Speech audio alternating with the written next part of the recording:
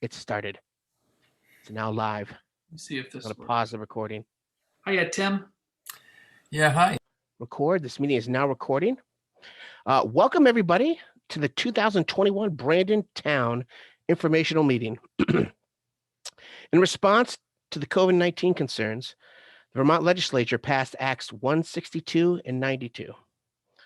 There's no physical location to observe and listen contemporaneously to this meeting. However, in accordance with the temporary amendments to the open meeting law, I confirm that we are providing public access to this meeting by way of the Zoom link posted and shared in the warning. All members of this body have the ability to communicate during this meeting through this platform, and the public has access to listen and, if desired, participate in this meeting by the following means. If you'd like to ask a question to the presenters, what we're going to request that you do to make this as orderly as possible is you're going to type your question into the Q&A, and at the bottom of your screen, if you're in Zoom and you're looking at this by way of Zoom, you're going to hit the Q&A button. A box will pop up, and that's where you can enter questions, and they will be answered by presenters. So you will, again, to ask your first question, you are going to click on the Q&A button, and you're going to have a spot there where you can answer. You can type in your question that need to be answered. It'll be sent to me, the moderator. It'll be read to the public body, and a presenter will be identified to answer the question. If you require follow-up, please type the follow-up question in the question and answer box and/or request to be unmuted. Questions will be answered in chronological order of their posting, unless it is a follow-up to the last question asked. If you are listening to the meeting by way of a teleconference, dial-in option, and wish to ask a question, since typing a question to the Q&A box will not be possible, you will dial *9 on your telephone. So right now I see I have one person that's dialed in, 247, a 247 number that's dialed in. If you wish to participate and ask a question and be recognized, if you hit *9, that will raise your hand and we'll see it and have the ability to unmute you so you'll be able to ask your question. For those of you familiar with Zoom, you'll notice a few differences because this is not a Zoom meeting. This is a webinar.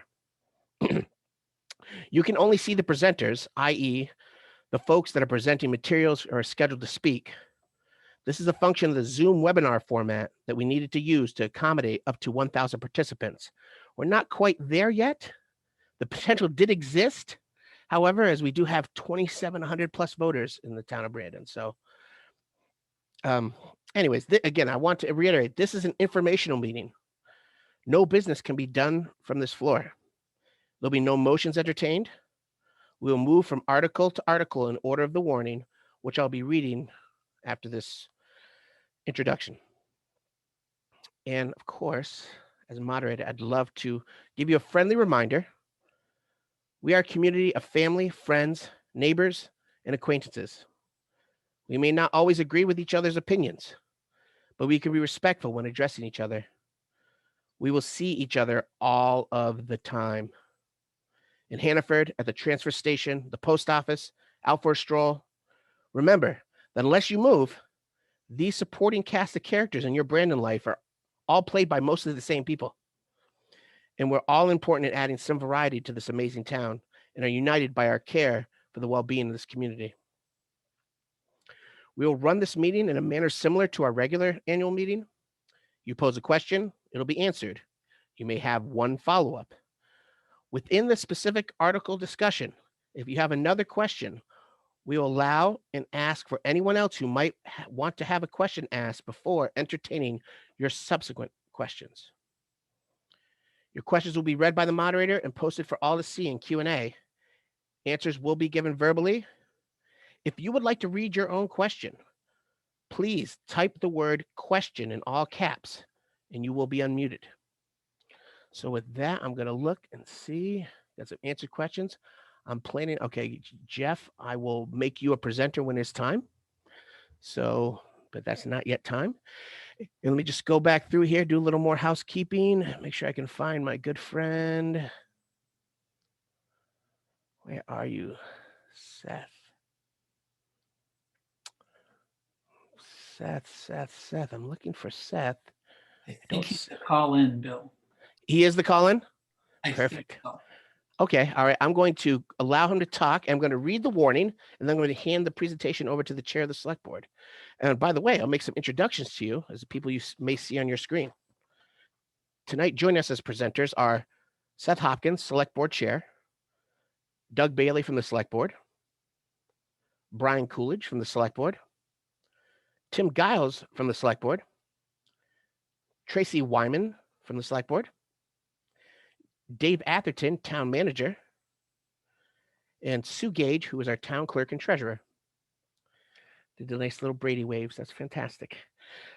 Without further ado, I will read the warning. The legal voters of the town of Brandon, Vermont are hereby notified and warned to convene remotely on Monday, March 1st, 2021 at 7 p.m. to transact the following business through the virtual connections. I will forego reading through the virtual connections you guys got here.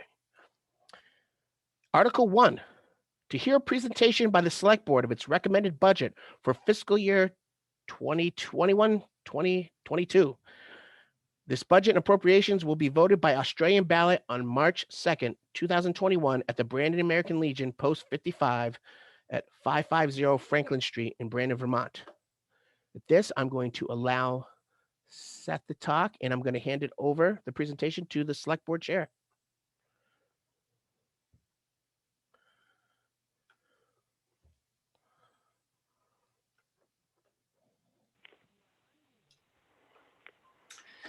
Thank you, Mr. Moderator.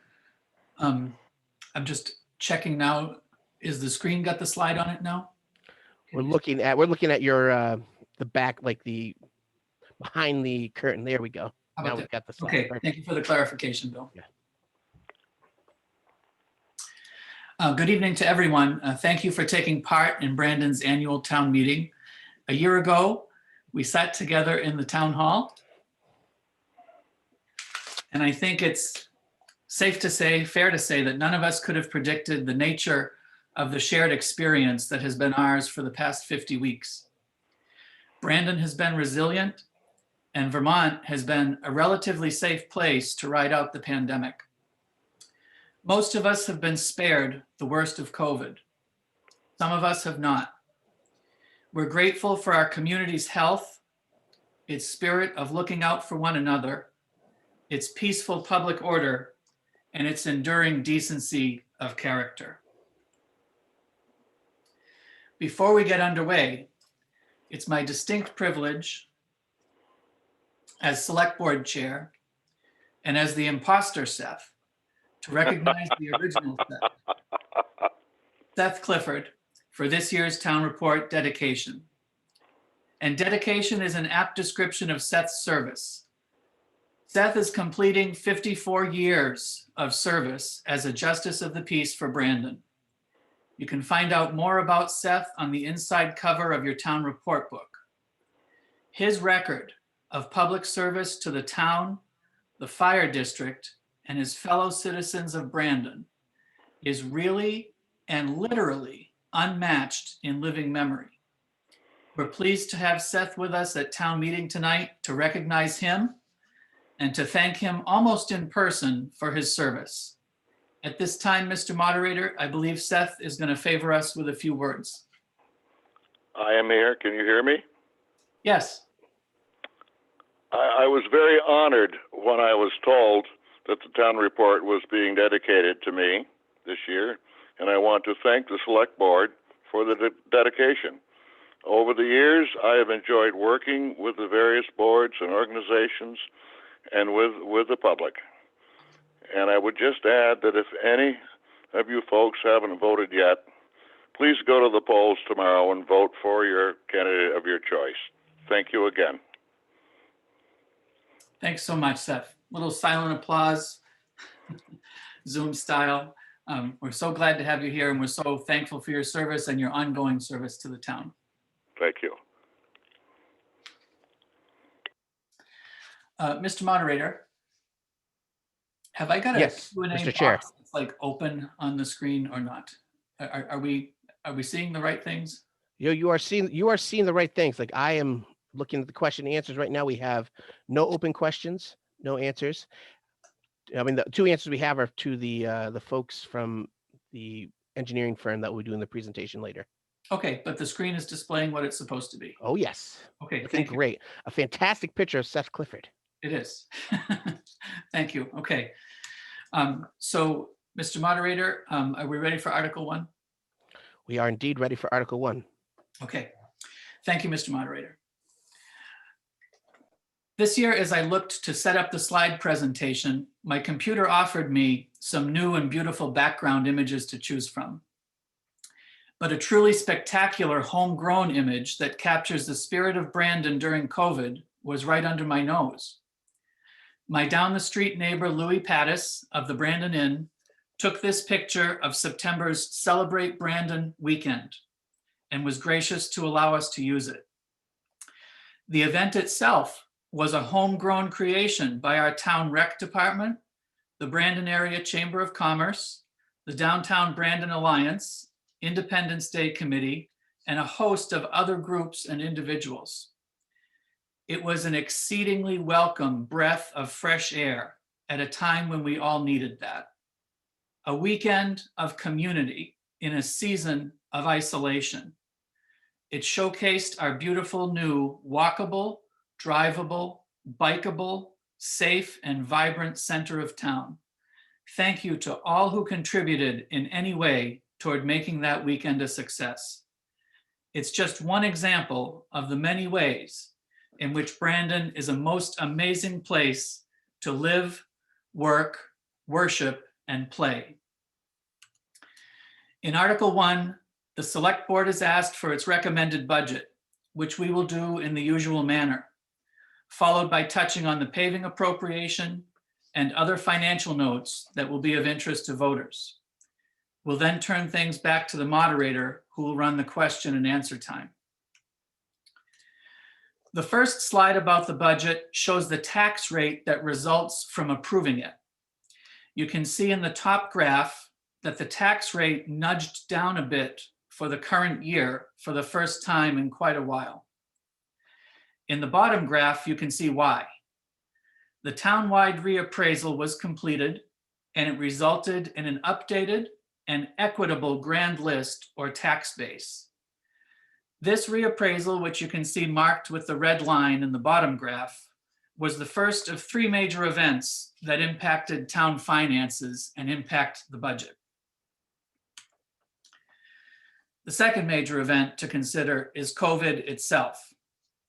The town and our super hardworking state representatives, Stephanie Jerome and Butch Shaw, have tried very hard to let people know about relief options for such things as light bills, water bills, and sewer bills. We as a select board opted to cancel the annual tax sale for 1 year. We as a select board also availed ourselves of pretty much every tool that the legislature offered up as options. We voted to waive the late homestead filing penalty. We voted to extend the dog licensing deadline. We voted to waive interest and penalties on property taxes and on sewer bills. We postponed the first tax due date to give people time to catch their breath. We extended for an additional year the agencies with appropriation requests that otherwise would have required going around for signatures on a new petition. We kept the public and our town staff safe by voting to meet by Zoom for the duration of the declared public health emergency. We voted as the Brandon Select Board to send ballots to all active registered voters for town meeting, even before the possibility of state reimbursement for this was enacted. Most of these things had immediate and negative impacts on town finances, but they were the right thing to do. There are many people in our community experiencing a loss or a significant decrease in income, at the same time that many of them have more active responsibilities for participating in their children's education, or caring for a loved one, or dealing with the energy poverty that attacks many of our families in a long, cold winter. So you can see that the town manager's consistent progress on collection of delinquent taxes over several years was interrupted this past year. It is worth noting, though, and it is a matter of hope, that many Brandon taxpayers have made an effort to catch up. The number that appears immediately to the right of the red vertical line is the number that was published in the town report. That's the delinquencies as of June 30th, 2020. We did additionally get some update information from the town office staff with today's updated numbers. So you can see that from June to today, there has been an effort by Brandon people to catch up on their property tax obligation, and we appreciate that. That represents sacrifice for those families. The third major event affecting the town finances was the town's assumption of billing water for Brandon Fire District Number 1. The day that these combined bills were delivered to mailboxes, the collective gasp was audible. The combined water and sewer bill does contain an element of sticker shock, but it will make your household's management of your water and sewer service obligation more predictable and more efficient. It does mean that the town's delinquent wastewater account is now a delinquent wastewater and delinquent water account, and that figure has risen accordingly, as illustrated in the lower graph. So what do these big three events mean? Don't worry, the background took longer than the impact will take. Despite these big three events, the Select Board and Budget Advisory Committee have recommended to the voters a budget that is basically level funded. It is flat. The amount we're actually proposing to spend is down by less than 1% versus last year. The amount we need to raise by taxes is up by less than 1% versus last year. The circle chart shows what portion the town's tax is per $100,000 of house value. That's the green portion that's outlined in red. Some voters prefer to look at their tax bill as 100% divided up, so that's the pie chart slide. Again, the green portion outlined in red is the town portion. And from year to year, this is pretty consistently about 1/3 of your total property tax. All of this tells you how much of your money we plan to spend. The next slides tell you how we plan to spend it. Not only is the budget flat, it is now, finally, internally structurally stable. If you look at this year's town budget, department by department, and compare it to last year, you're going to notice very few changes. One department went up 3 points in terms of its share of the total town spending this year, and that's the highway budget. Last year, it was 24%. This year, it is 27%. 1 point came from a related department, buildings and grounds. It's B&G up at the top there, that does work in close coordination with highway. Another point comes from debt service, which is always a good thing to reduce. The third point comes from recreation, which curtailed some program offerings and resulting expenses due to COVID. All the other departments are at the same percentage as last year. Again, we've had suggestions to present the same information in a couple of different ways. So here's the town budget prorated by department and expressed in dollars of tax per $100,000 of house value. The two big pieces of the pie are highway and police, as they always are. Last year in this position, we talked about the VT Digger study that gave Brandon a pretty great report card on overall fiscal health. This year in this position, we're talking about a UVM report on police spending released last month. Like last year's VT Digger study, this is another way to sort of measure Brandon against benchmarks within Vermont. You can see from the bulleted items, the UVM study compares per capita, per person spending on police services across Vermont towns. Brandon spends about $220 per person per year on policing. And if you follow the red arrow over to the scale on the map, That's at the top of the lowest third of towns that have any police coverage or any police spending.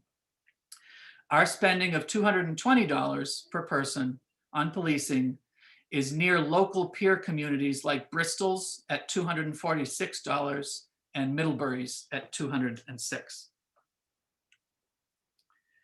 Hand in hand with the operating budget is the Select Board's only requested appropriation article, the paving article. The availability of Class 2 paving grants from the state is uncertain at the moment. Last year, the voters approved $100,000 for paving. This year, the board is requesting the same amount, which means there will be no net impact on property taxes, either positively or negatively. Proposed for paving are Florence Road and a paved portion of High Pond Road and other projects identified by the highway foreman, which will be completed with available funds. The budget and the paving article represent the immediate actions we're asking voters to take. The next couple of items are about longer-term actions that the board and the town manager have taken to solidify Brandon's finances. In this slide, you can see the unrestricted reserve fund available for emergencies. In Brandon, we memorably used this fund to rebuild Newton Road at a cost of $500,000. The job was done within a couple of weeks of a major flood.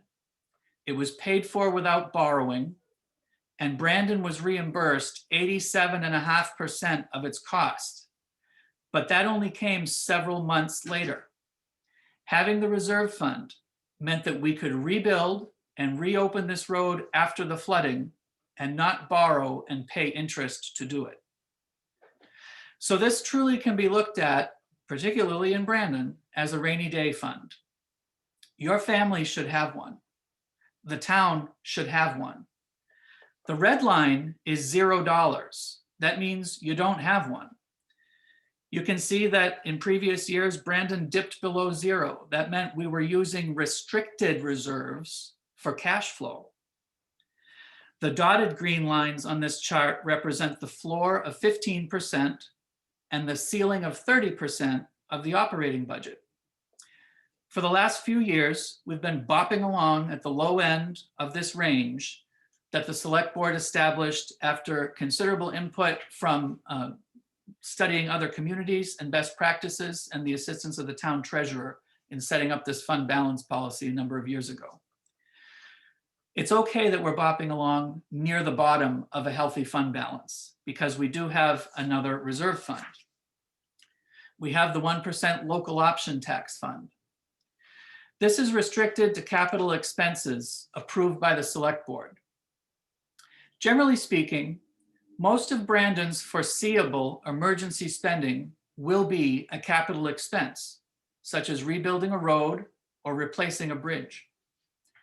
We try not to plan to have these emergencies, you understand, by constant monitoring of infrastructure and thoughtful planning of repair and replacements, usually by leveraging a local match to secure state grant funding.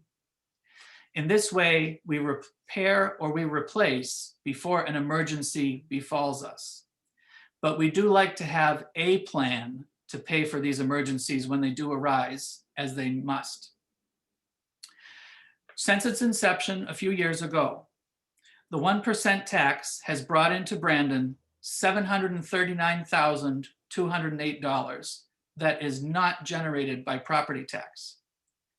We've spent a total of $445,110 as our 5% cost share for segment 6. We now have a balance of a little under $300,000 in this fund. This too can be looked at as part of our town's financial security. Lastly, the town does have 3 groups of employees. 16 employees work under a personnel policy the board revised and adopted in 2019. The 5 police folks are in the NEPBA union, and there are 2 employees in the Ask Me union. Right now, both contracts are in the early stages of the 3-year collective bargaining process.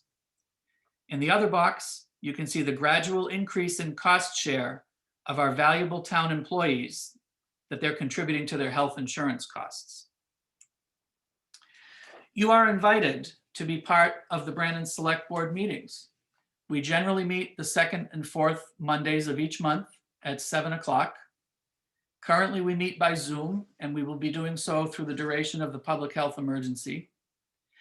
When we do return to meeting in person, there is a desire on the board that we would be able to continue to offer a remote attendance option, and we expect to be able to do this using Zoom and a monitor in the meeting room.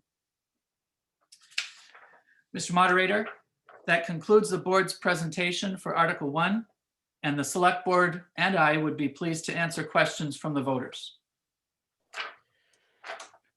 Thank you, Chair Hopkins. So at this time, this is your chance to ask questions of the board about the budget presentation. We're breaking this up in those smaller chunks underneath this article.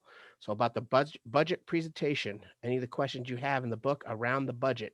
I have one question queued that I'm going to put, and everyone should see after I hit this button.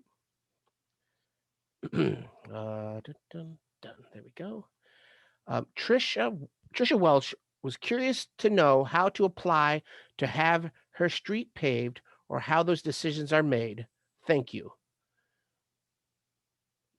And I would direct this question to the chair. I would suggest contacting the town manager for that kind of a suggestion. Dave does work with our highway foreman on a regular basis, Sean Erickson. Sean is the one who produces the list of proposed road paving projects every year. Dave consults with him on that. So if you want to raise the profile or raise the attention of a need that you see for your road or for any road in Brandon, I would suggest simply sending an email or giving a call to Dave Atherton, the town manager at the town office, and he will make it part of the process. Thank you. And Tricia, do you have a follow-up? We'll wait for a little bit. Again, this is going to be a little clunky because it is a Zoom meeting. While we wait for a possible follow-up from Tricia, I will remind this is your opportunity, once again, to ask a question from the board. She says, no, thank you. So there'll be no follow-up to that. Any other questions about the budget as presented? I will wait while I wait for the technology to catch up. And if there's anybody that would like to speak their question, type the word question in caps in the Q&A box at the bottom of your screen. There's a Q&A box, Q&A icon. You click on that. I will answer this. Here we go. Okay. Oh, good. We do have some. All right. Good, good, good. Okay. So our next question, I'm going to put in the box from Jan Coolidge. Oh, it's not a question. It's a compliment. Great job on the budget. And Seth smiles. The rest of the board smiles. Our next question. This is, oh, where did it go? Let me answer this live. Done. And we have a question on the floor from Zoe Armao. Hi there. I was curious, what section does town upkeep fall into terms of landscaping, street sweeping, those sorts of things? Also really excited to be moving to town. This is a new person that's going to be moving to town. So thank you for making a great choice, first of all, as a moderator. And I will ask Seth to unmute. Sure. So I believe generally speaking, like actual street sweeping is a highway expense, a highway line item. A number of the other things you mentioned, like landscaping and those sort of things, those may actually be buildings and grounds. The highway department and the buildings and grounds department, those do share some staffing and some equipment back and forth between each other. And generally, we kind of refer to it as a public works department overall. Those two plus the wastewater department, which is paid for only by the wastewater connected customers. But yeah, it would be the highway department and the buildings and grounds department. And again, If you have a suggestion for a project that you think might need some attention, I'm sure that Dave is happy to develop lists and prioritize and work on tracking to make sure that those kinds of things get the attention that folks are looking for. Zoe, do you have a follow-up? I'll wait for that.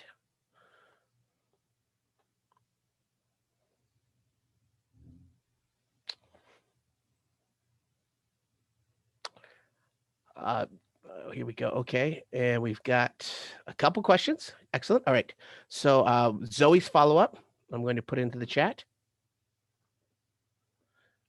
And the question answer. I only saw the town briefly, but just wanted to compliment the group because it seems well cared for. And knowing nod from everybody. Our next question is not a question, it's a comment. I want to answer this. Representative Stephanie Jerome, Brandon, Pittsford, Sudbury. Seth, thanks for a clear and easy to understand budget presentation. Okay, moving on to a question. And this is from Bill Claessens. Why can't the 1% option tax be used for the paving costs? I thought that was part of the intent when it was being considered. Then again, I may be mistaken. Shall I take it, Bill? Yes, you are. Yeah, thank you, Mr. Claessens, for the question. You're absolutely right. The 1% option tax can be used for paving costs, and we expect that we will be using it for paving costs in future years. The reason we could not begin doing it this year was because we had segment 6 to tie up and close out. So the final payment that we made for the town's cost share to segment 6 was actually made in February, which was last month. And the town report book went to press and the warning went out and the spending decisions were made prior to that, with the idea that we were not entirely sure what the town's obligation was going to be to close out segment 6. There was a little fear that maybe we were going to use the entirety of the 1% option tax to close out segment 6. We were crossing our fingers that we weren't going to be short, and we weren't short, but we did have more left over after the closing out of segment 6, other than the balancing change order that's still to come. The 1% option tax, which right now I think I said has something around $300,000 in it, that is now something that the select board is going to turn its attention to in terms of prioritizing public works projects that would be good candidates for using that money.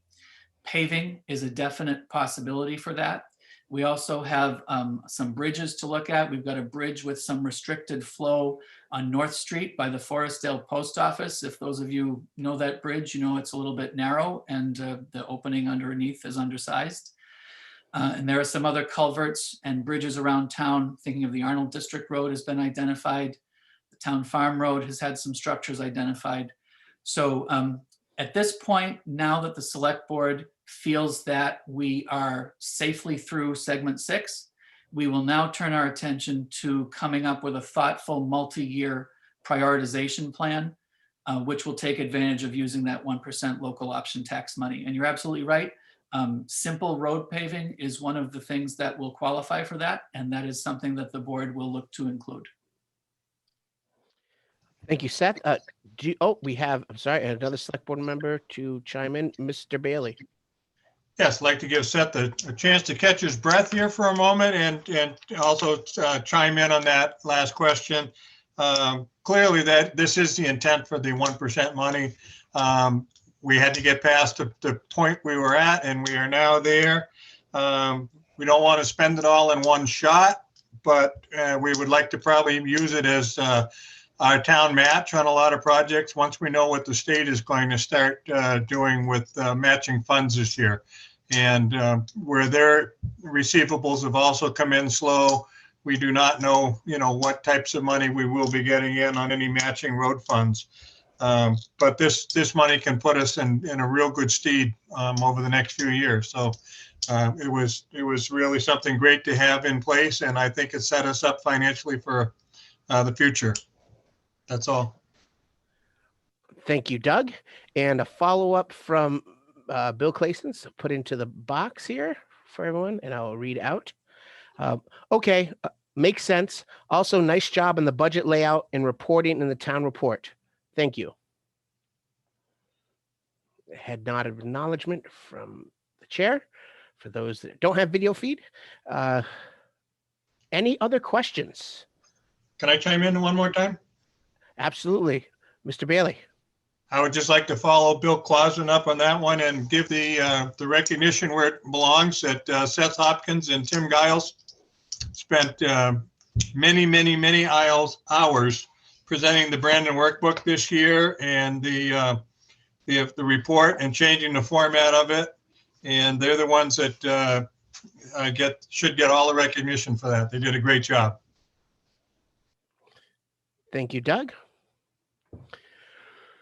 Any other questions? Speak now or forever hold your peace. Well, I guess, you could also ask questions after the fact. Maybe send a message to your select board people. I'm sure they will respond. I'll give it another, we'll go 60 seconds. 60 seconds for opportunity to click on the box at the bottom that says Q&A, to click on that and type something in if you have a question. Or conversely, if you want to speak your question, to type in capital letters, question, in the Q&A box. We're at 37 seconds.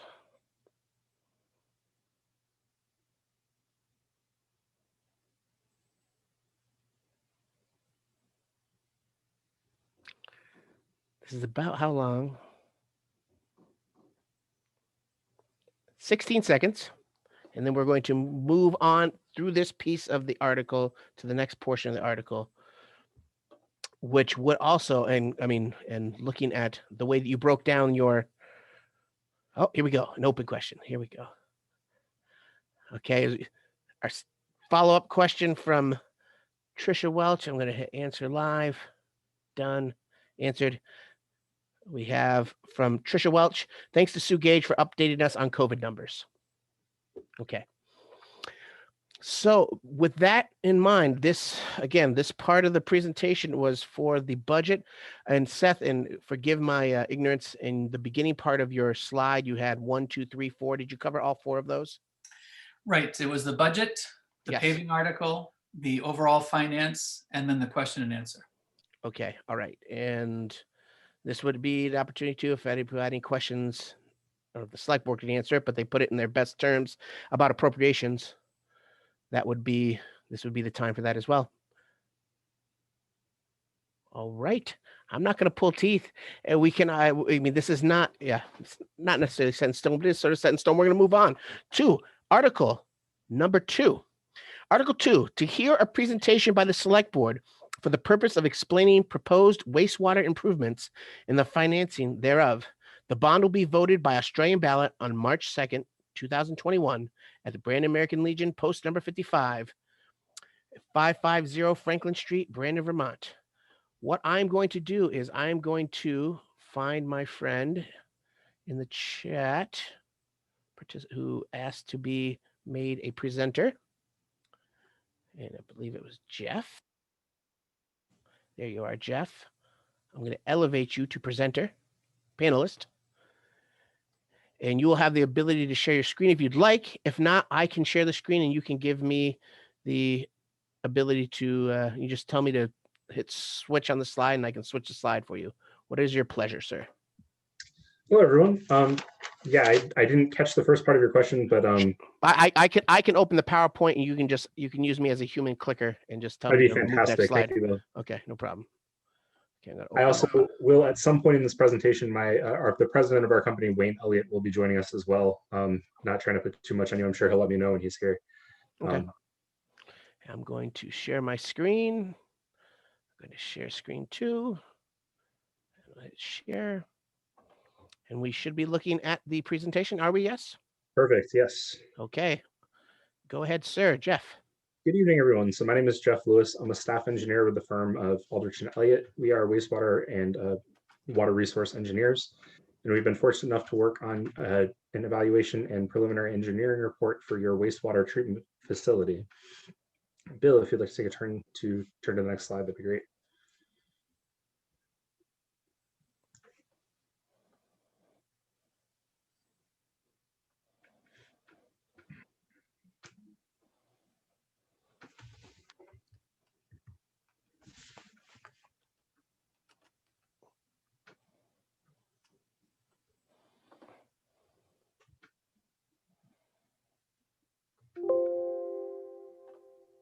Did you say?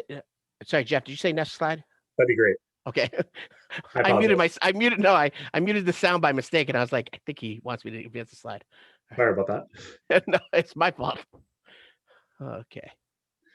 So what we're showing here on the left-hand side is an aerial view of the wastewater treatment facility. For those of you who are not familiar, it is at the very end of Maple Street on Union Street, and it is shown in greater detail on the right there. And I'm going to talk through how wastewater works its way through the process in the future here, but this is a general overview of what's currently installed. And yeah, we'll talk about that. The wastewater treatment facility was originally designed for 0.7 million gallons per day. The average flow for the past 3 years has been 0.56 million gallons per day, which is 80% of your design capacity. However, back in 2018, there was a sewer break, which resulted in a very large flow event to your facility. And that actually greatly raised your average. If you take that event out, the average flow seen at the facility is just under 0.5 MGD. And you guys are using about 70% of your capacity at your wastewater treatment facility. What this indicates to us is that your wastewater treatment facility is properly sized, and that we are happy with the current sizing of things as far as moving forward. And so everything that we're looking at and evaluating your plant is under the assumption that the current capacity of the facility is appropriate for future use and future growth. Next slide, please. So as discussed multiple times throughout this meeting, there is an in-person voting tomorrow. The section this presentation is on Article 2 as laid out. And we're going to talk about the proposed project throughout the course of this presentation. Just in case you're unaware, this is from 10 a.m. to 7 p.m. at the American Legion post number 55 at 550 Franklin Street. Or if you have an absentee or early voting ballot, please return those by the end of polls tomorrow. Next slide, please. So here we're going to talk about the proposed project and the areas that we're looking to affect with this project. Wastewater enters your facility through the northeast or the top right corner of this picture that you can see on the right there. That's what we call a headwork structure, or in this case, a secondary control building. It enters in there, and there are 3 pumps that actually lift the flow up and bring it all the way to the center there on the upper center into that complex of buildings. In there, we have some preliminary treatment that happens, or the first things that we do. Flow continues from that complex of buildings down to those 2 ovals that are right underneath that complex of structures. Those are called oxidation ditches, and that's where the majority of the biological treatment happens, or where we convert all of that organic loading into to things that are not as bad to go in the receiving water. Flow continues up back to that complex of structures at the top into those 2 circular structures called clarifiers. That's where all the remaining solids settle out, and then flow goes back the other way, all the way down towards that river at the bottom of the page there, where it's treated with chlorine for disinfection and then dechlorinated before entering back into the river. Congratulations, everybody! You guys are experts at wastewater treatment now. You know how the plant works. It's very exciting. So what we're going to talk about with this project is headwork screening, which is in that first structure that flow enters into. We'd like to change what's going on there. Grit removal, which is that second step that I talked about in that complex of buildings at the top. We're going to make a minor adjustment in one of those ovals. We're going to make a big change to those circles, which are the secondary clarifiers. And then we're going to update the actual structures themselves that operators have in the control building and the chlorine storage building on site for operator comfort and safety. That's a basic overview of where we're going here. If you can go to the next slide, that'd be great. So a little bit of history of how we got to where we currently are. In 1960, the facility was originally constructed. It was originally constructed just as it's called a Clarijug system, which is a single treatment unit. Everything was treated in one structure. In 1974, the wastewater treatment facility was upgraded to the oxidation ditch configuration that we just walked through. And the facility has remained in that configuration since 1974. Some of the equipment that we're going to talk about today has actually been in use since 1974. So very, very impressive that you guys have been able to maintain that equipment and keep it functioning for this long. It's excellent, excellent work. In 1992, an improvement project to disinfection was completed. In the year 2000, in response to anticipated changes to the phosphorus loading, phosphorus removal project was completed at the project so that the facility could remove some levels of phosphorus and comply with phosphorus limitations. And in 2005, we had an age-related refurbishment completed with those influent pumps at the beginning, and they did a little bit of changes in one of the oxidation ditches, and they did some work on the aeration at the facility. Basically, they went around and they fixed things that had stopped working since 1974 and made everything work again and up to good condition. In 2018, the town went through a qualifications-based selection process and selected our firm, Aldrich and Elliott, to evaluate your facility in what's called a 20-year evaluation. Every 20 years, the state requires that we go in and look at all of the facility's infrastructure and determine how everything is functioning and see if there is anything that needs to be addressed. Bring it to your attention, and that's what happened, and that's kind of the road that we got led down to here. This is important that the town went through this step because it means that any project that comes out of this is eligible for clean water state revolving funds, which we'll discuss in the future. But it was a good move by your town to start that process early and kind of stick through it all the way through to preliminary engineering. Next slide, please. So this is a view of the wastewater originally entering the wastewater treatment facility. This is actually in the basement of that structure. And one of the things that we are proposing as an addition to your facility is something called influent screening. So what currently happens is that flow enters into your facility through that pipe and then enters into a well and is pumped up to the rest of the process. The problem with this treatment methodology is that anything that comes in, such as rags or large things that aren't going to be broken down by the process, continues right on into those pumps. This can lead to those pumps fouling and having operational issues. It can shorten the lifespan of downstream treatment equipment, and it just takes up room in your treatment process. So if you have a bunch of rags in your oxidation ditch, then you're not using that volume to actually treat wastewater. So one of the things that we're recommending as part of this project is that you add an influent screen right at the head of the facility. And we'll talk about some of the alternatives that we considered in the future, but that's the basic idea that we're talking about when we talk about screening. Next slide, please. So the next step after it goes through those pumps is a process called grit removal. Grit is anything that you can think of it as like coffee grounds or sand.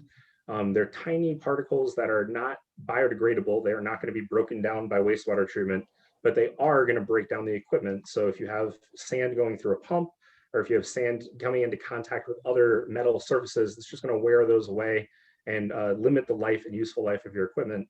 Your grit removal system has done a great job throughout the years of removing grit. However, it's been clunking along for a while now. It's from 1975. We anticipate that this equipment usually has an expected lifespan of about 20 years. So as you can see, you guys have really gotten your money out of this unit. It is begging for a refurbishment at this point. And what that can do for you is it will ensure operability for the operators that are there. They currently have some very creative solutions to keep this grit removal system operational right now. I'm very impressed by the operators there. But it'd be good to replace this unit to continue to remove grit from the waste stream and protect downstream equipment and continue to comply with your wastewater permit. Next slide, please. All right, so this was when I had a chance to observe the facility. One of the oxidation ditches was actually completely drained, and this was exciting for me because I got to get in and see that unit that you see in front of you there. That's what's called an oxidation ditch rotor. Its job is to spin around really fast and add air to the system. As you can see, there should be blades all the way across that unit. We're missing about half of them there. This is typical for a wastewater treatment facility that's been in use for a while. And it just means that we need to replace that rotor. It's time to give that some new life. It's very important that you get adequate aeration and adequate mixing from the rotor in order to have the wastewater treatment process operate correctly. And so we're recommending that we replace that drive with a new rotor. This has actually been done in the other rotor back in 2005 in that other update. It's this guy's turn. One of the things that we'll do when we replace that rotor is we will install what's called a variable frequency drive. That means that instead of how it currently is, where it just spins at a constant rate all the time, they can actually make it go faster or slower, which can save energy over time, which is good for the system, because you don't want to use extra energy if you don't have to. It's just needless money spent on treatment when you don't need to spend it. The other thing to note from this picture, there is some plant growth, which is completely normal, but that is indicative that there might be some concrete repairs necessary in these structures. When we're down there and we're repairing the rotor, we'll also make sure to evaluate any necessary concrete repairs in this rotor and the other rotors and the other ditch as well. So those are those two big ovals. That's what we're looking at right now. Next slide, please. So here we're looking at a secondary clarifier. The wastewater treatment facility was originally constructed with 2 secondary clarifiers. They have 35-foot diameters. This equipment has also been in service since 1975. And again, we expect a lifespan of about 20 years. So this has certainly done its job. No shame on this unit for where it's currently at. As you can see, there's significant corrosion. We had a chance to get inside one of these units and inspect it. The operators were kind enough to take one of them down. And there's significant corrosion through the baffle, which is another metallic part. Basically, this unit has reached the end of its life. And what's so important about your secondary clarifiers, it's this final step where everything settles out and produces clean water. So if you don't have good clarification, then you're not going to have good effluent. You can't produce good effluent if your secondary clarifiers have failed. So the other problem that we noted with secondary clarifiers is during wet weather events, the 2 secondary clarifiers that are currently installed do not have enough volume to actually remove solids adequately. So we looked at that in our alternatives evaluation when we were considering what to do with the secondary clarifiers. And yes, I think I've crushed you guys with what secondary clarifiers do and where they're currently at. I apologize for getting too technical if I have. Next slide would be great, please. Here we have a picture of your chemical system. These tanks that are in front of you actually hold a dechlorination chemical. The way that funky looking piping is organized on the top of those chemical tanks requires operators to actually manually transfer chemicals between the tanks when they fill them up. This is less than ideal. This is a corrosive chemical that's not great for them to work with like this, and it's actually caused some corrosion in the environment. And so we need to kind of refurbish the inside and reconfigure the way that this tank filling system is configured. So that's one of the things that we're going to be doing as part of this project is relaying out this area so that operators don't have to manually change chemical between different containers. Next slide, please. So as part of walking through all of the different deficiencies in the process and kind of highlighting on some of the different areas in this presentation, when we conducted our 20-year evaluation, what we ended up doing is we pulled together a ranking of all of the treatment processes and gave them a projected lifespan on a less than 2 years, 2 to 5 years, or 6 to 10 year frame, as you can see in this chart. And I just wanted to point out that a lot of your stuff is given the less than 2 years or 2 to 5 years range, and that's largely age related. There are systems that have shown signs of failure, but there are not necessarily, everything is not failing. Your wastewater treatment facility is producing a nice quality effluent right now. It's just that it has been in service for a very long time, and the concern is that if you continue to allow it to remain in service, that things are going to fail, and that treatment quality may suffer. So, for example, the grit system that we talked about, that's all in that less than 2 years area. The oxidation ditches, that rotor that we discussed in the 2 to 5 years, it's currently functional, but it'd be better to address now. And so kind of when we look at this and present this to towns, we generally recommend that we try to get as much done as possible in that 5 year and under range to try to make sure you get the most out of your project to ensure the longevity of the wastewater treatment facility. Next slide, please. So when we looked at the deficiencies that we identified with the headworks, which is that where that wastewater first comes into the wastewater treatment facility, we evaluated a few alternatives. We don't immediately just assume that we want to go for a massive upgrade, obviously. One of the alternatives that is there is to do nothing. We could leave everything in place as it currently is, and the downsides to that are that those influent pumps that are immediately following them would continue to have fouling issues, and all of those solids would continue to enter the facility. The second alternative that we considered is the one that we're presenting to you today, which is to install a new screen into the grit removal, a new screen into the front, and to replace the grit removal system with a new grit removal system.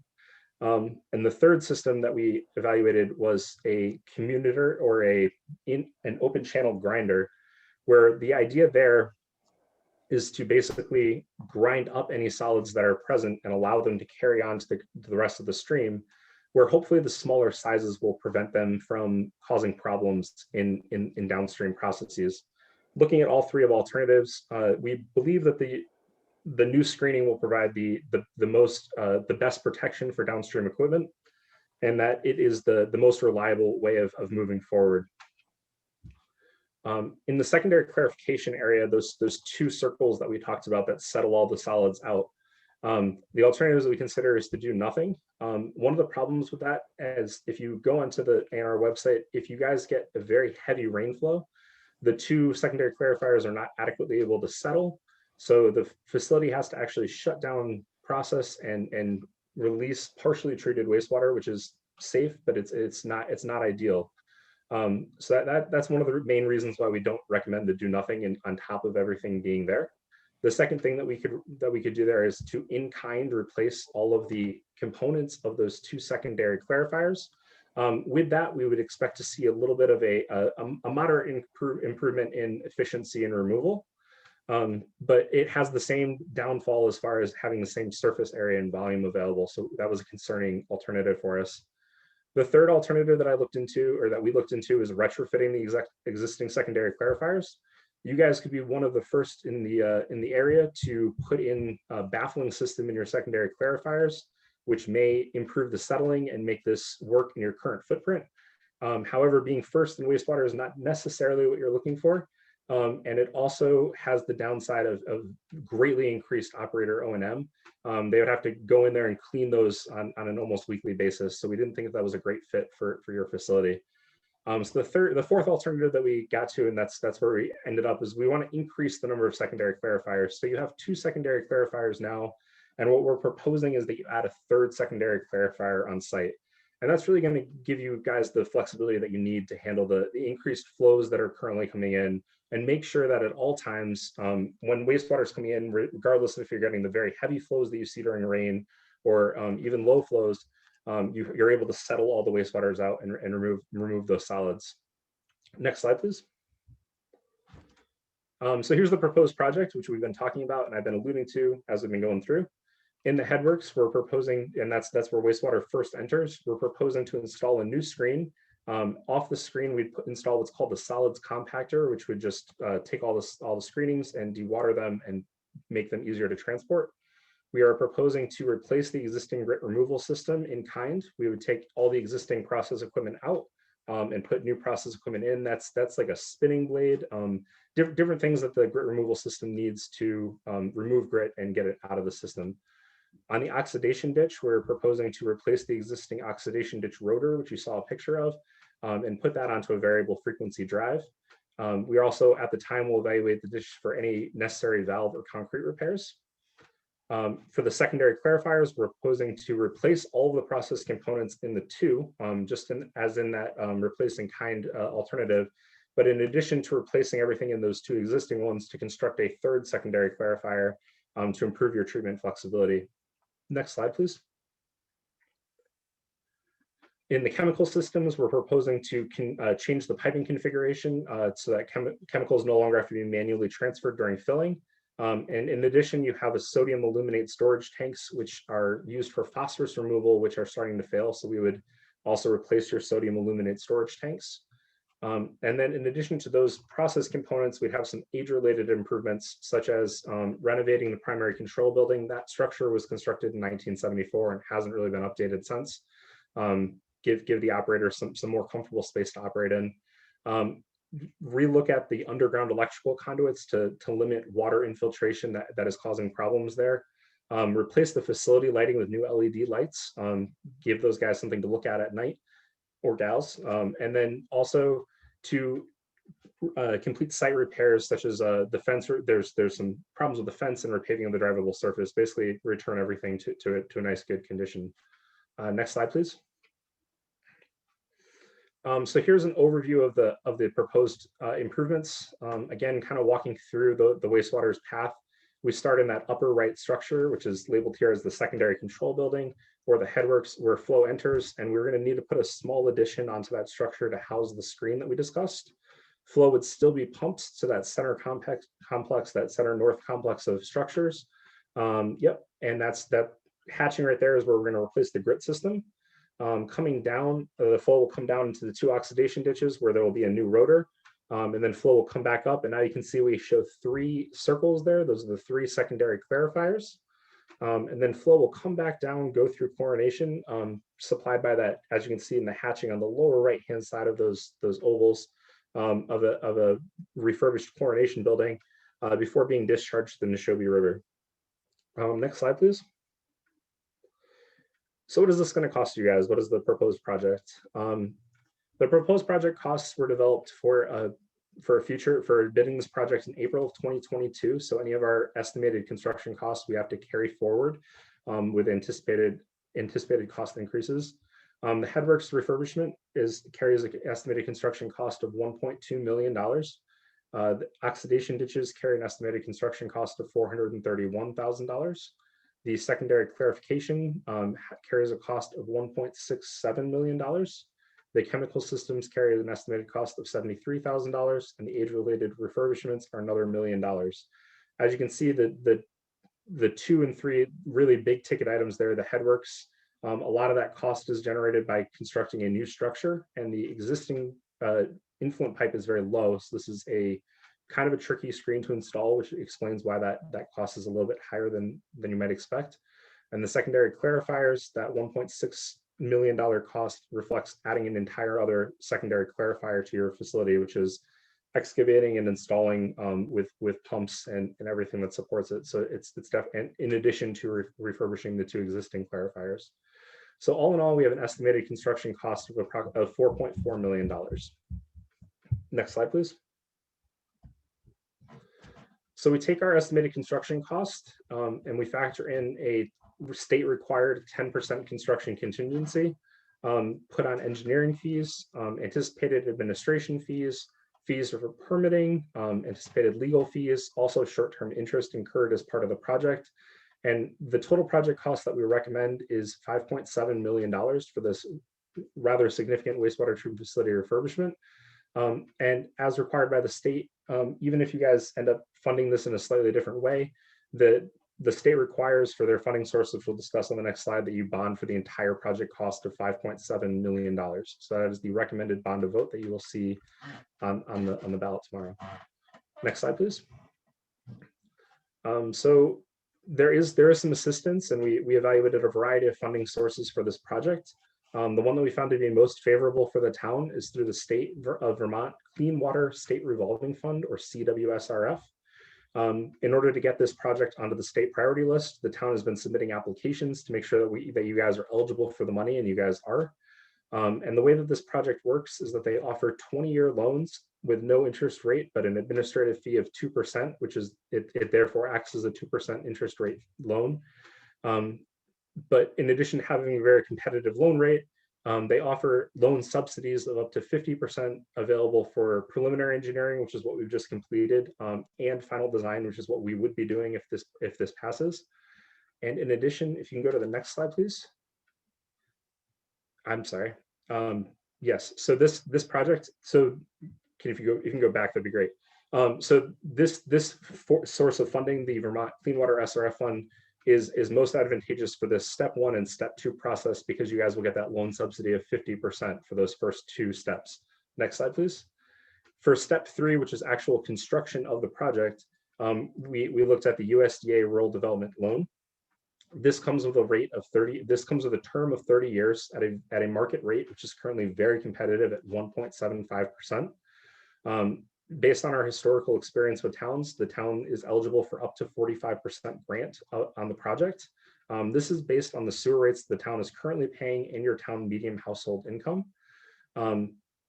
In order to get into this program, we submitted an application to your board, and your town manager submitted an application to the USDA RDA apply system in December of 2020.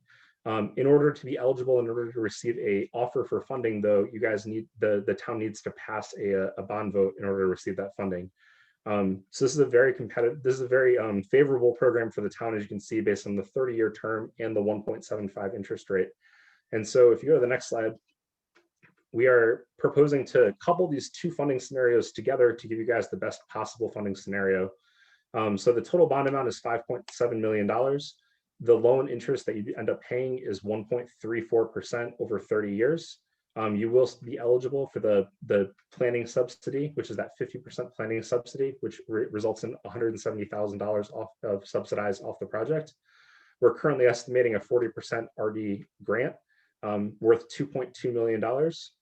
And that will result in the town taking a loan of $3,318,000 with an estimated annual loan payment of $143,000, which will result in a quarterly increase in the sewer rate of $39 a quarter. As you can see, this project is eligible for an estimated $2.4 million in grants and subsidies. And it's important to note that although everybody in the town is eligible to vote on this project, only the sewer customers will be responsible for repaying the loan. Next slide, please. So this is kind of how things are looking from here. This is the projected project schedule. As you know, tomorrow you're conducting a bond vote. If the bond vote passes, then we would begin final design on this project in April.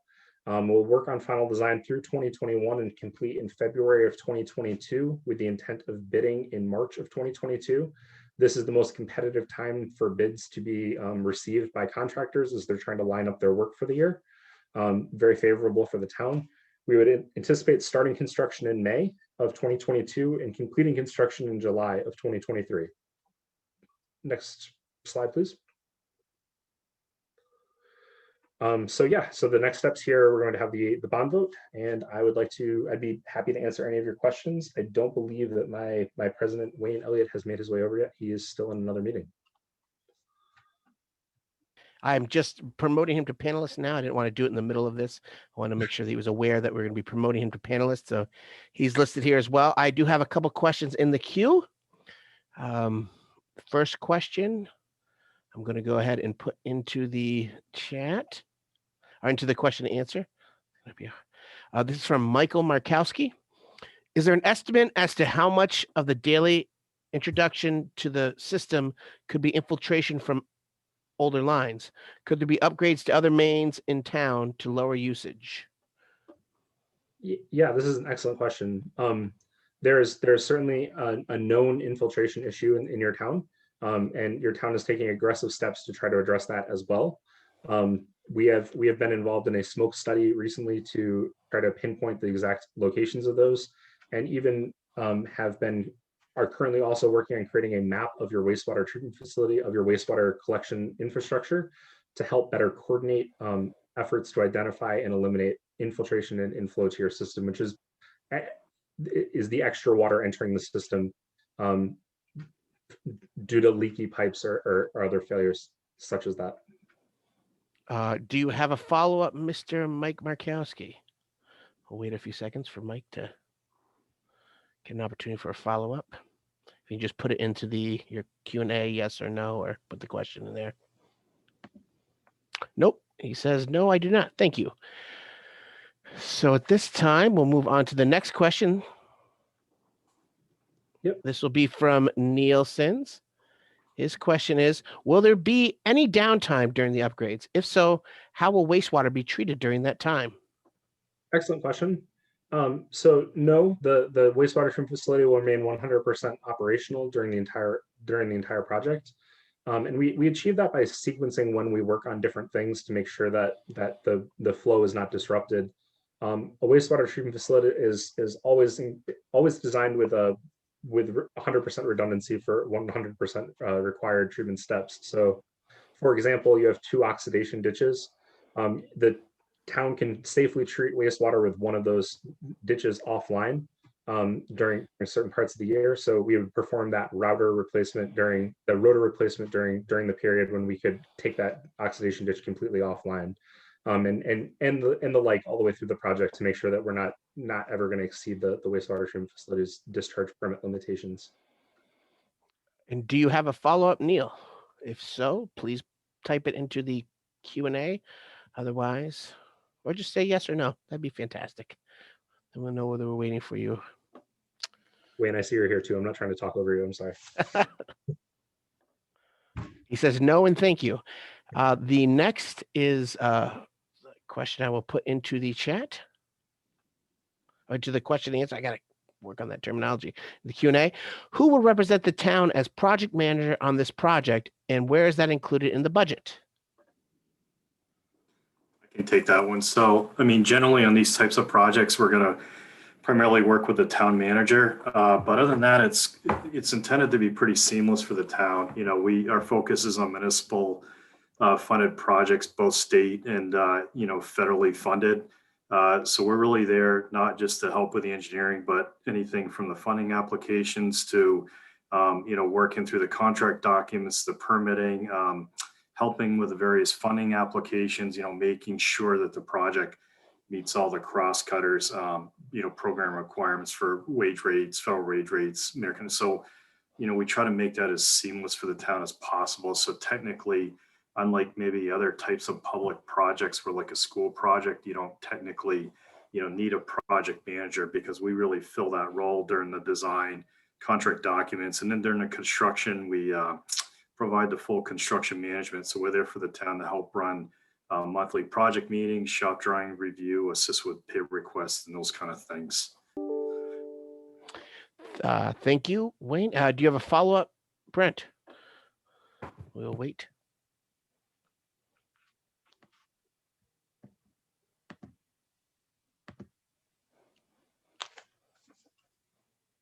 Mr. Bueller? I'm tempted to go there, but I won't go Bueller. Okay, we are going to move on then, assuming no question, no follow-up. Are there any other questions about the sewer bond? This Article 2. You'll have about 35 seconds. We won't go quite a minute. It was very thorough, if I do say so myself.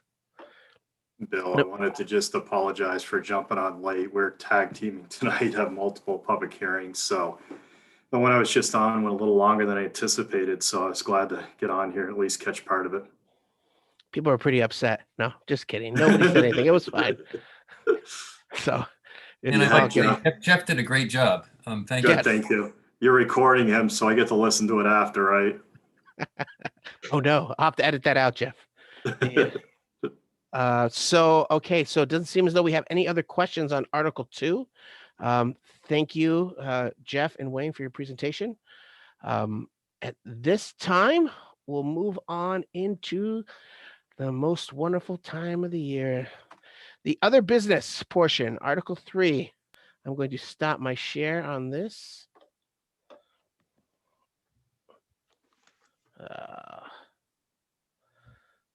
Oh, there we go. No, you're nice. You got the share going. Good.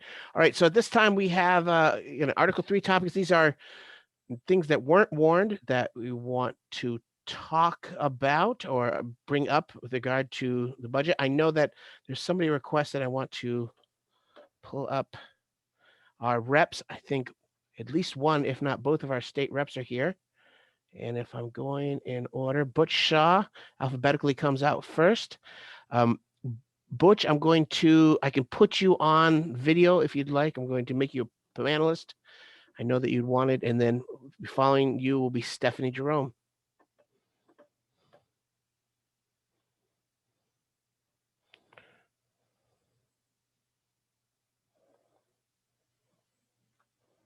You are a panelist now, Butch, or maybe you disappeared. There you are. You can. Butch, are you prepared to speak? And I'm going to, why I'm here. Okay, so I will go to Stephanie.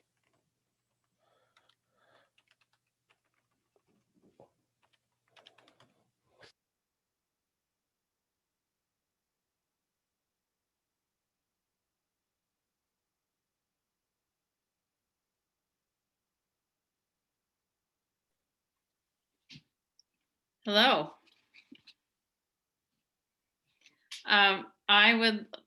Let me just fix my screen just a second. There we go. Okay, great. All right, great. Well, thank you so much for allowing me to speak to the community tonight at the town meeting. Just like to also start off by thanking you, and it's been an absolute honor to serve Brandon as your state rep during this incredibly difficult time. My goodness, the world has certainly changed in the 1 year since our last town meeting a year ago. And just as an example, the legislature is now, which had convened in January, we're all meeting virtually, and the representatives are zooming in from 150 different locations across the state. Now that I'm in my second term, my work and responsibilities in the legislature have increased exponentially. I have received the rare honor of for a relatively new legislator, of becoming the ranking member of my committee, the Commerce and Economic Development Committee. Our committee has been busy and we've had the central responsibility of getting COVID relief funds out to small businesses, helping with the unemployment insurance, and getting hazard pay out to essential employees throughout the state. And I've been very active in the Rural Economic Development Working Group and the Tourism Caucus, as well as the Rutland Caucus as well. And these are groups of legislators working on issues with specific topics and areas of interest. And I hope that my work in the legislature will result in a recovery that rebuilds the Vermont economy and helps our families and communities to thrive. So here are just a few updates on the work that we've been doing in 2021. I would be remiss not to thank and praise our town clerks, Sue and Luann, our election officials, and the many volunteers who have worked to coordinate the 2 remote elections in the past 4 months. There was a record-breaking turnout for the November general election, and I think we should all be congratulated for that. Thank you for figuring out a way to hold safe remote elections and town meetings during this unusual year. So next, I'd like to talk a little bit about small businesses. As we all know, this year has been incredibly difficult for our businesses, both large and small. Another round of grants is coming out through the Small Business Administration, but I would strongly encourage businesses to apply to the Payroll Protection Program. There is a window open right now through the month of March solely for sole proprietors and small businesses with 20 or less employees. If you own a business that missed out in applying for the state's emergency recovery grants last fall, I would encourage you to apply for the next round of funding. Just this past week, we passed a bill that has gone over to the Senate that would provide $10 million to businesses that started in 2019 and 2020. And I would recommend that you get your tax returns done now and be ready to apply once the applications go live from the Agency of Commerce and Community Development. I also serve as the vice chair for the Tourism Caucus of the House. And we are a group of bipartisan legislators who come from communities where tourism is an important segment of our economy. We've been advocating the administration to announce a date for when events such as weddings and large gatherings can occur. I'm pleased that I'll be meeting with Governor Scott and Dr. Levine on March 10th to discuss a date when Vermont businesses can confidently book weddings and open their restaurants more widely, plan outdoor concerts, and generally open Vermont in a safe and healthy way for business. Broadband is a concern, and COVID-19 has exposed just how important it is to our daily lives. A bill is in works that seeks to accelerate broadband deployment. This would bring over $50 million to support the construction of community-based fiber with organizations such as our own Otter Creek Communications Union District, of which Brandon was one of the founding members, and we're very proud of that. This brings investment and great promise for better service to our rural community. And the State Employees and Teachers Pension Fund. In January, Treasurer Pierce presented her report that recommended changes that would significantly reduce the $4.5 billion in the unfunded pension by increasing employee contributions or reducing cost of living adjustments for future retirees. Speaker of the House, Jill Krowinski, has committed to bringing all the stakeholders to the table to craft an equitable, fair solution. The process of carefully determining the best course of action will take time. Will probably not be done this year. This is of great concern to so many of our community, and I will keep you informed as I receive more information. In closing, the legislature has many bills on the table, and there's great work in progress for childcare, electric vehicle incentives, weatherization, clean water, agriculture, and education. And I'll keep you posted on any updates on these areas in my articles in the Reporter, as well as the Front Porch Forum, and of course on Facebook or on my website. But feel free to reach out to me with any concerns or opinions that you would like to share. And finally, thank you for being concerned about our community, for getting vaccinated, and for wearing masks. Stay well, and I hope to see you all in person very soon. And thank you. Appreciate the time and the opportunity to be here. I can turn this over to Butch now, and thank you again. Thank you, Steph. And thank you, Bill, for allowing me to speak this evening. I really appreciate the opportunity to address the folks here in Brandon. For those of you who don't know me, my name is Butch Shaw. I'm one of your representatives in Montpelier, and thank you, Stephanie, for that wonderful report that you just gave. You take a lot of pressure off me when you do that, so I appreciate that. But I've served the town of Brandon as your representative for 10 years, and I've been in the legislature for 12. I was back in 2010, and in 2011, Pittsford and Brandon were joined with Sudbury to make one legislative district with a member from, 2 members from our district.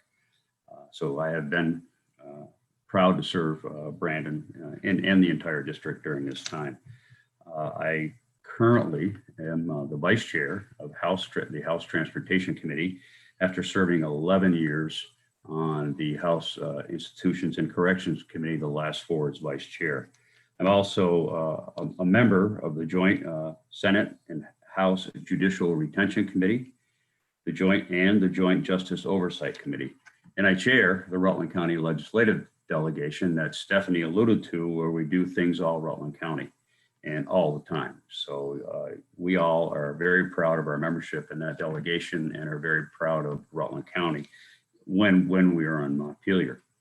Speaking to when we were on Montpelier, the last time we officially met in Montpelier was, I think, March 13th in 2020. And it seems like a long time ago. And it has been because of the COVID pandemic and the COVID crisis that we're in now. We have been meeting on the Zoom platform as we are this evening. The Zoom platform has presented many challenges to your legislature. Among them is doing well thought out, well crafted legislation. So some of the legislations we have done has forced us to step back and take a second look and and other pieces have gone very well, but both Stephanie and I have experienced legislation that we have passed and then had to come back and fix it a little later on. And I think I have found that as a result of not having those personal relationships with other legislators in the building and other staff members in the building to help guide us through the process. So I, for one, am certainly looking forward to getting back into Montpelier. And we have, to that effect, the Joint Rules Committee has determined that we will not be returning in person for this first session, but are looking forward to a return to Montpelier next January. On a more positive note, and I'm hoping the select board and the town manager are listening to this one, has some good news to report on the transportation front. First of all, congratulations to you all and to the town for completing all the various state and federal funded projects within your town and town funded, because now you're no longer in what we call the white book, which is a book of projects going around statewide. For the first time since before 2006, Brandon has dropped out of that. That's a good thing, but we look forward to seeing you back in the book to do more projects in those related fields. But in the upcoming budget, the transportation budget will be up $24 million from last year to a record high transportation budget of $680 million. Within that budget for town highway bridges is appropriation of 14, these are all statewide numbers, of course, an appropriation of 14.9 million, which is an increase over last year's appropriation of $5.1 million. Town highway structures, which are your culverts and the like, shows a $8 million increase over the previous year's appropriation of 4.6. So now we're at 12.6 million for our statewide towns. Class 2 highways is up $12 million to a total appropriation of $15.3 million. That bodes well for your town programs, for your grant applications, and to the grants that typically have been running at about $175,000 per application. Should the transportation bill pass, that grant amount will be increased to $200,000 per project. Something of interest to Brandon, in the general fund and in the general fund budget and in the House transportation budget, you'll see an approximate $4 million increase statewide for downtown betterment projects, and which of some of that money you have already used in downtown. And but there are always more things I'm sure that you would be interested in doing. And among those funds are quite a bit of money for electric vehicle charging stations. Look forward to seeing those built up and down the Route 7 corridor as we progress into an electrified transportation system. A little bit left on the various segments, a little bit to say on the various segments on the Route 7 reconstruction between Pittsford and south of Brandon. As we all know, segment 1 is under construction, due to be completed in the fall of this year, followed hopefully closely by segment 4, which is from Otter Valley south to the Oldweiler property, which is just on the south side of the Mainville dip. And however, unfortunately, segment 2 through the Pittsford Village is dropped out of the book without funding. So we anticipate that will be funded hopefully sometime around 2029 or 2030. However, on the good news front for all that, the state has appropriated the money to do a leveling project between Brandon and the south end of Pittsford to level up that nearly undrivable section of highway between Otter Valley and the mobile station at Pittsford. They'll put a leveling course of pavement on that highway to take out some of the ruts and bumps, and that should last us hopefully until we get to construction on the last segments of that particular piece of highway. Just a couple of notes to the pension that Stephanie mentioned. That's a very serious obligation that the legislature has for our state employees and our state teachers that we need to fund. It's It's at a liability to the state north of $7 billion that we have to pay off. This year's first payment, first dollars out of the budget, will be a payment to that pension fund of $300 million. That is a big bite. So we have a great responsibility to fix that pension fund so it's solvent. Vermont State Colleges has been in the news, and it affects us in Rutland County with Castleton. The state colleges are clearly under stress now with lack of funding and lack of students.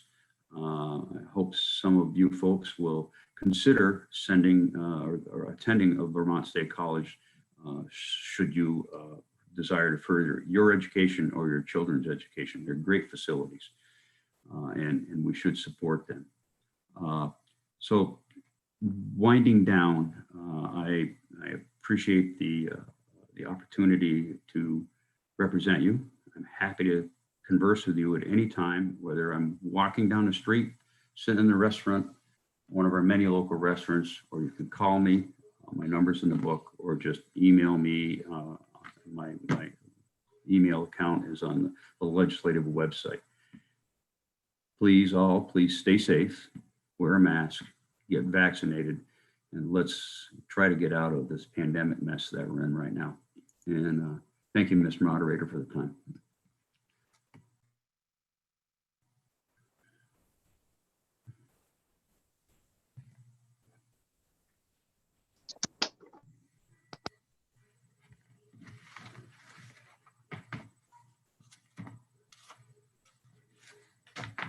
A little bit.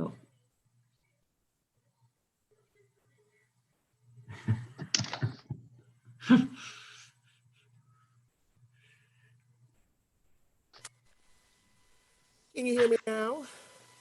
Yes, just Excellent. barely. Perfect. So I guess this must be a good sign, maybe, as we're getting towards the end of the meeting with technology failures on my mic. Does anybody have anything else that they'd like to add? There were no questions about what the representatives spoke about. Anything else? If so, look at my chat and see if there's anything in the question and answer section. We'll make sure I'm taking a look at my participants. See if there's any hands raised. I see none. So with that, before we adjourn, I want to remind you that the legal voters of the town of Brandon, Vermont are further notified and warned that ballots for the following articles, which I'm not going to read, to all registered active voters, they may return them by mail or drop them off at the town offices or meet at the Brandon American Legion Post 55 at 550 Franklin Street, Brandon, Vermont, on Tuesday, March 2nd, between the hours, and this is very important, 10 a.m., not 7 a.m., 10 a.m. to 7 p.m. to vote in person by Australian ballot or to drop off your ballots that have been mailed to you. So once again, 10 a.m., not 7 a.m., 10 a.m., and you can drop your ballots off at the Brandon American Legion between the hours of 10 a.m. and 7 p.m. tomorrow. And with that, I want to thank everybody, first of all, for being super kind and super patient with our technology as I get closer to the camera. And thank you, representatives. Thank you, select board. Thank you, town manager, town clerk. And with that, this meeting is adjourned. We'll post it.